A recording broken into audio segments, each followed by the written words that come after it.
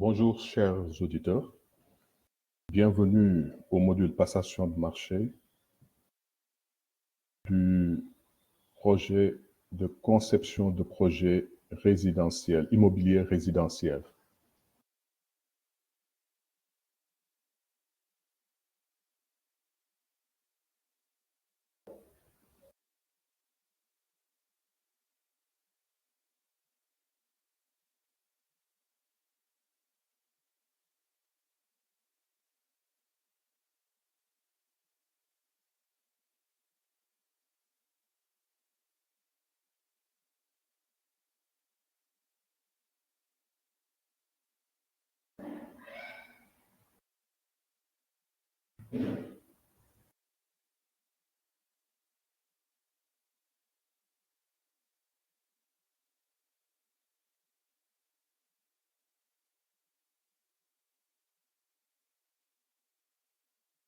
Bonjour chers auditeurs, bienvenue dans le module passation de marché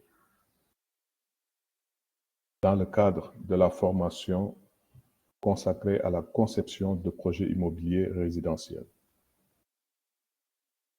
Ce module vous sera exposé par M. Baye Sambolo. Je suis expert formateur en passation de marché et en partenariat public-privé. Dans le syllabus qui vous sera partagé, vous pourrez prendre connaissance de ma présentation. Je suis ingénieur de formation, diplômé de l'École polytechnique de Thiès, et mon parcours m'a mené essentiellement à l'AGETIP, l'Agence d'exécution des travaux d'intérêt public, puis au CETUD, le Conseil exécutif des transports urbains de Dakar, et enfin à l'APIX, dont j'ai été le directeur de la passation des marchés de 2010 à 2020. Nous allons être réunis pour partager des connaissances relativement à la mise en œuvre de projets, que ce soit un projet de travaux, d'acquisition de biens et équipements ou de services. Le cours est subdivisé en 4 parties. Une partie introductive, consacrée notamment au type de marché, ainsi qu'au mode de passation. Ensuite, une première séquence consacrée à la planification des acquisitions. Une deuxième séquence consacrée au dossier d'appel d'offres et enfin une troisième séquence consacrée à l'évaluation des offres.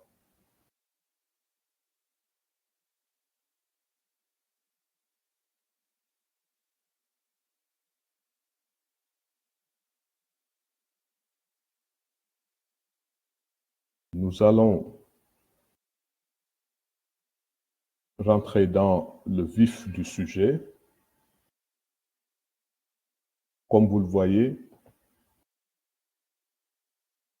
dans le sommaire ici présenté, le contenu des différentes séquences est exposé. Nous allons donc démarrer par la partie introductive.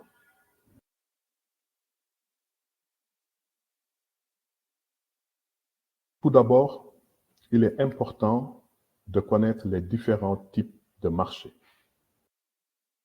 On peut les classer en marché de travaux, de fournitures, de services autres que consultants ou de services de consultants. S'agissant des différentes étapes de la passation et de l'exécution d'un marché, nous partirons de la planification. Ensuite, le dossier d'appel d'offres est préparé. Lorsque c'est une prestation intellectuelle, on parle de demande de proposition. Ensuite, l'autorité contractante procède à la publicité et au lancement de l'appel d'offres ou, dans le cadre d'une consultation restreinte, invite directement des candidats à soumissionner. Par la suite, les candidats déposent leurs offres, l'autorité contractante en fait la réception, évalue les dites offres, finalise avec le partenaire le contrat et procède à la signature du dit contrat et s'attelle à l'exécution du marché pour en réceptionner l'objet à la fin des prestations. S'agissant des méthodes de passation de marché, nous pouvons en distinguer principalement deux. La première méthode concerne les travaux, fournitures et services physiques, qui connaissent les mêmes méthodes, et on peut distinguer l'appel d'offres ouvert avec ou sans préqualification, l'appel d'offres restreint et l'entente directe. L'autre méthode de passation concerne les services de consultant. Et dans ce cadre, on peut soit lancer une demande de proposition ouverte avec un appel à manifestation d'intérêt, soit une demande de proposition restreinte adressée directement à des candidats qu'on aura choisis. Et enfin, il y a l'entente directe également pour les prestations intellectuelles. On peut retrouver d'autres types ou méthodes de passation de marché, notamment l'appel d'offres sur concours, la sélection par des institutions des Nations Unies ou les partenariats publics-privés, qui sont moins utilisés que les deux premières méthodes principales. Voyons maintenant comment nous devons planifier la passation de marché.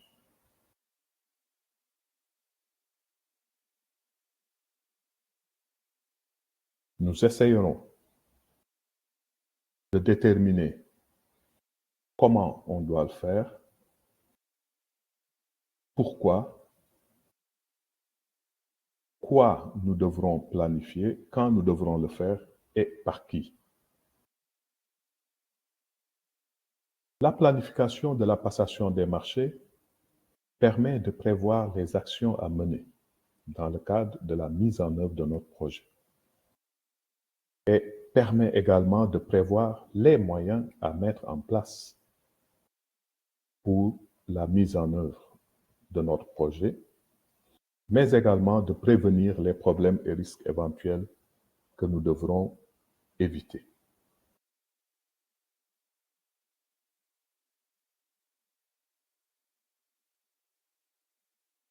Cette planification va nous permettre également de faire un meilleur usage des moyens humains et matériels, de gagner du temps et de l'argent,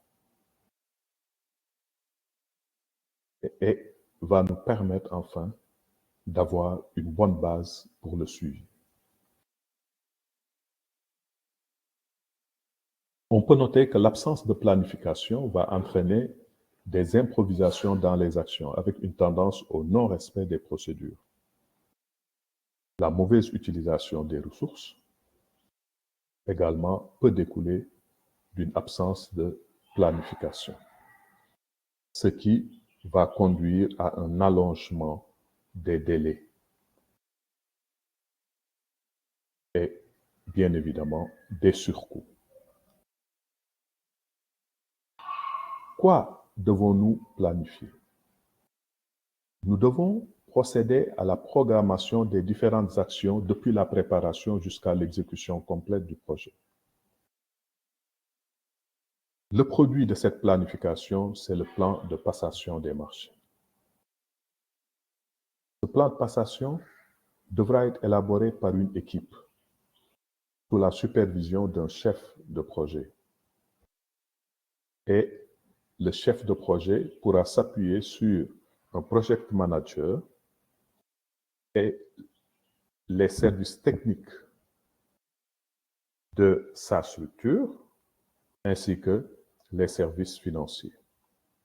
Dans la plupart des cas, le chef de projet est lui-même le project manager.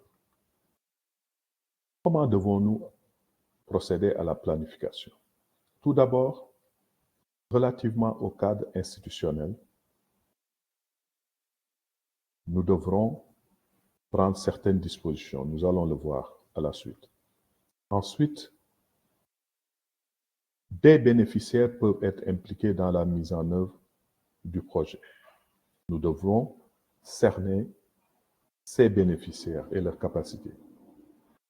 Ensuite, nous devons bien appréhender la nature et l'étendue, ainsi que l'estimation des coûts des services attendus.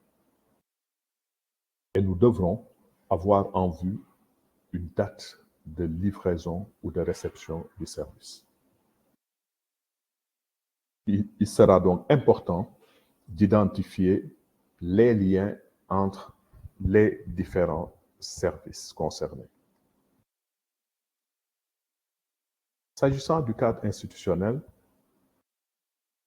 nous pouvons noter tout d'abord que dans la passation des marchés, il est important de cerner les responsabilités de tous les intervenants.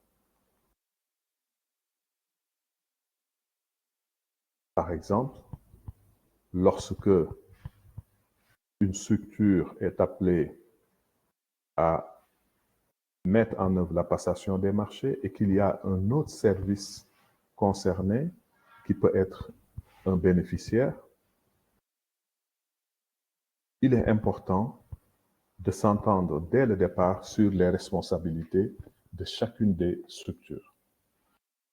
Ensuite, il sera important de cerner la capacité des intervenants en moyens et expérience, de même que le temps nécessaire pour chaque étape. Il sera donc important de vérifier l'existence ou non de liens entre les différentes activités. Les liens de succession sont à cerner, de même que les liens de simultanéité des différentes actions à mettre en œuvre dans la passation des marchés. Il peut ne pas y avoir de lien ni de succession ni de simultanéité entre deux activités. Il va sans dire que l'ouverture des plis va intervenir après le lancement de la procédure. De même, l'attribution du marché va intervenir après l'ouverture des offres. C'est cela les liens de succession. On peut noter plus généralement que on va réaliser d'abord le gros œuvre avant le second œuvre. Lorsque donc nous avons séparé les marchés de gros œuvre et de second œuvre, il s'agira de noter que le second œuvre vient après le gros œuvre. Certaines actions peuvent être menées de façon simultanée. Là, il s'agira de le prendre en compte dans notre planification. Les étapes importantes de la planification vont être la collecte des informations tout d'abord. Ensuite, le fait de procéder au regroupement. Quelles activités passaient dans le cadre d'un même marché?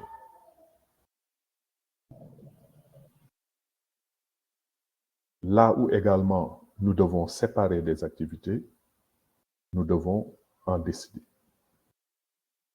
Nous devons donc tenir compte des liens entre les activités, tels que je l'ai expliqué tantôt, et dresser une ébauche de plan de passation. Mettre le dit plan en forme à la suite et le finaliser. La planification nous permet d'assurer le suivi.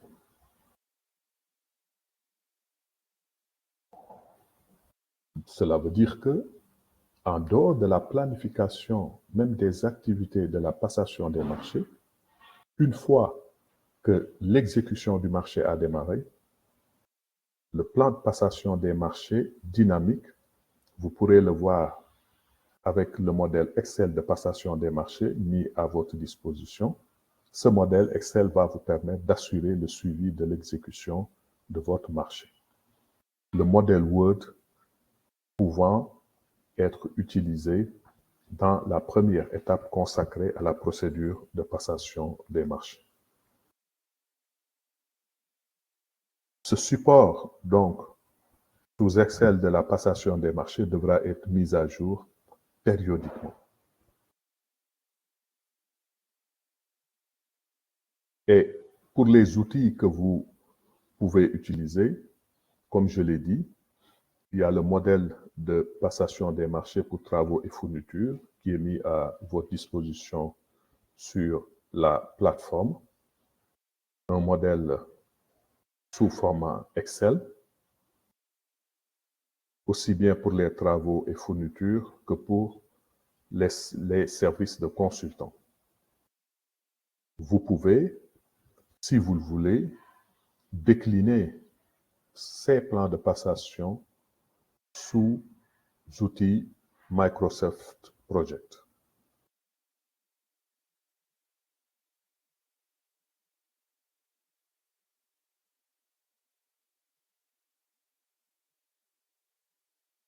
Voilà donc pour la planification de la passation des marchés. Nous allons maintenant nous intéresser au dossier d'appel d'offres. Donc, nous avons procédé à notre planification. Nous avons élaboré notre dossier. Nous allons élaborer notre dossier d'appel d'offres. Il est important de noter que le dossier d'appel d'offres est le support du déroulement du processus de passation de marché, donc depuis le lancement de la consultation jusqu'à l'élaboration du contrat. Il importe donc de le préparer. Et dans ce dossier d'appel d'offres, il est prévu d'exposer les dispositions générales et particulières à respecter par le candidat. Ensuite, d'offrir au candidat un cadre pour la soumission de son offre en lui présentant des formulaires de soumission. Ensuite, porter à la connaissance du candidat les spécifications techniques du service attendu. Et enfin, il est prévu de lui présenter un projet de contrat. Donc voilà la composition d'un dossier d'appel d'offres, des dispositions générales et particulières à respecter par le candidat pour soumissionner, des formulaires de soumission présentés au candidat, des spécifications techniques ainsi qu'un projet de contrat. Dans ce tableau, nous représentons les différentes sections d'un dossier d'appel d'offres, que l'on soit en travaux, fournitures ou en prestations intellectuelles, c'est-à-dire des services de consultants. On peut voir que c'est les mêmes rubriques que nous retrouvons. Vous le voyez ici, à la suite de l'avis d'appel d'offres ou de la lettre d'invitation, selon le cas, il y a une section consacrée aux instructions aux candidats, laquelle section est complétée par une autre section appelée données particulières.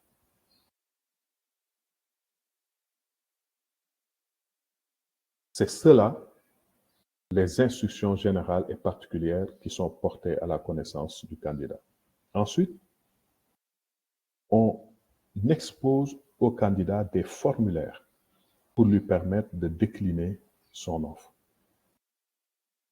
Et pour les prestations intellectuelles, nous pouvons distinguer des formulaires de proposition technique et des formulaires de proposition financière. Ensuite, nous avons les spécifications techniques. Dans le cadre de travaux, un cahier des clauses techniques et des plans. Dans le cadre des fournitures, un bordereau des quantités calendrier de livraison complété par un cahier des clauses techniques, des plans et des dispositions pour les inspections et essais. Et pour les prestations intellectuelles, c'est des termes de référence qui représentent les spécifications de la mission. Et enfin, il y a le contrat qui est présenté, le projet de contrat qui est présenté au candidat. Et dans le cadre de travaux et fournitures, le contrat est composé d'un cahier des clauses administratives générales complété par un cahier des clauses administratives particulières. Et également par des formulaires du marché. Et pour les prestations intellectuelles, 2 modèles de marché sont exposés, le marché au temps passé et le marché à prix forfaitaire.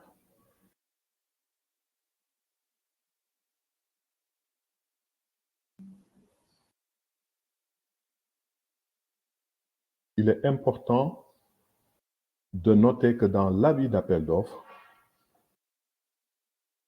qui sera publié à l'attention des candidats dans un journal de large diffusion ou dans un site, dans un site Internet, le plus souvent, mais le minimum, c'est de le faire dans un journal de grande diffusion.